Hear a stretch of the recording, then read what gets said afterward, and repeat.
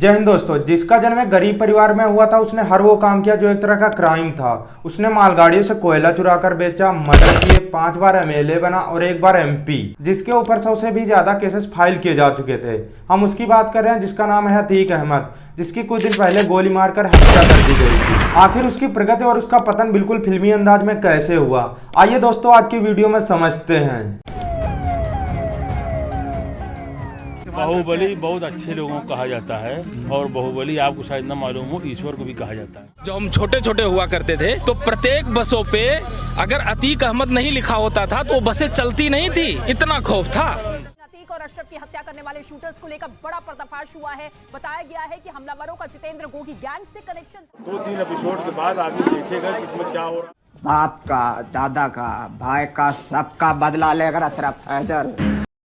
अतीक का जन्म 1962 में एक गरीब परिवार में हुआ था। इनके पिताजी तांगा चलाते थे। क्लास 10th में फेल होने के बाद अतीक ने सिर्फ और सिर्फ पैसा कमाने के बारे में सोचा, जरिया चाहे जो हो। उसने ट्रेनों से कोयला चुराकर मुनाफे में बेचकर अपराध की दुनिया में कदम रखा। उसने अपने खुद के तरीके बनाए गरीबी से निपटने के लिए।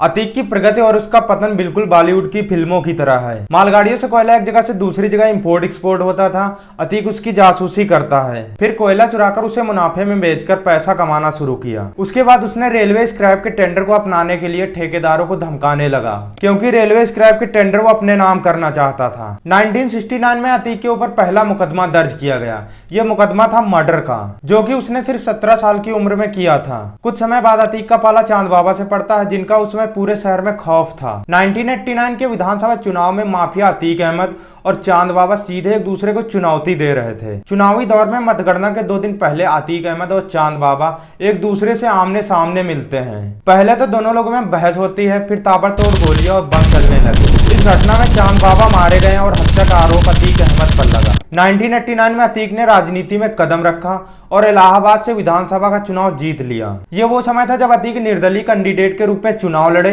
और जीत भी गए।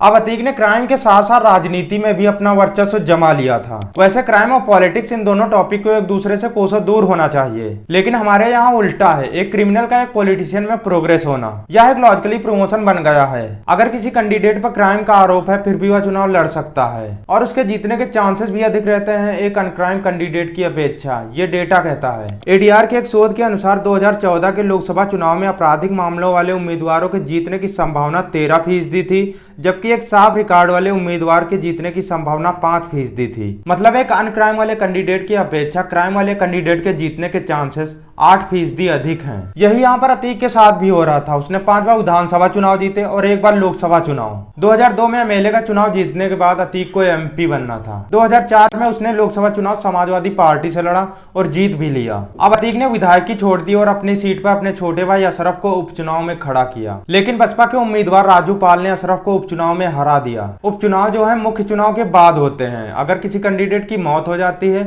या फिर कोई कैंडिडेट इस्तीफा देकर चला जाता है तो उस स्थिति में उपचुनाव कराए जाते हैं। अब अतीक को कोई टक्कर देने वाला मिला था, लेकिन चुनाव के लगभग 2 महीने बाद गणतंत्र दिवस का अवसर था। विधायक राजूपाल अपने घर जा रहे थे, तभी स्कॉर्पियो से कुछ अपराधी आते हैं और राजूपाल की गोली मारकर हत्या कर देते हैं। इस हत्याकांड का मुख्य आरोपी अशरफ था। अतीक और अशरफ की मिली भगत थी, इसका भी आरोप लगाया गया था। इस सीट से इस बार राजूपाल की पत्नी पूजा पाल इलेक्शन में खड़ी होती हैं, लेकिन इस बार अशरफ पूजा पाल को इलेक्शन में आसानी से हरा देते हैं। आपने एक मूवी देखी होगी गैंग ऑफ वासेपुर, जिसमें हर कोई अपने किरदार में बदला लेने की सोचता है, चाहे वो फैजल हो चाहे डेफिनेट। इन सबका बदले के प्रति एक अलग ही किरदार है। बाप का, दादा का, भाई का, सबका बदला लेकर अशरफ फैजल।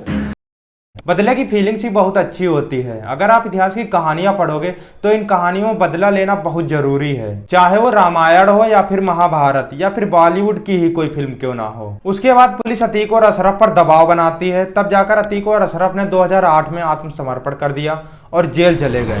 और 2008 में समाजवादी पार्टी ने भी अतीक को अपनी पार्टी से बाहर निकाल दिया था। लेकिन यह सिलसिला भी खत्म नहीं हुआ था।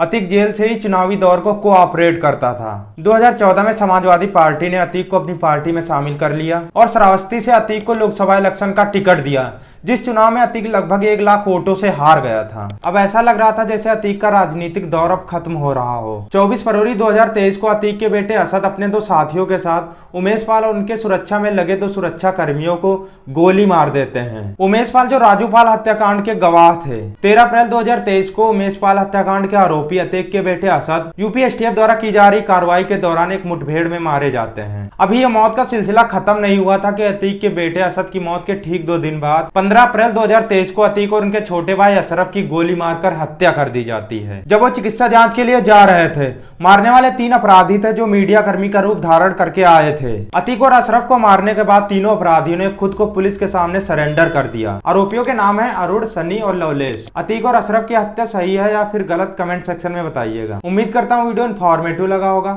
अगर इन्फॉर्मेटिव लगा होगा तो लाइक करना। बहुत बहुत धन्यवाद।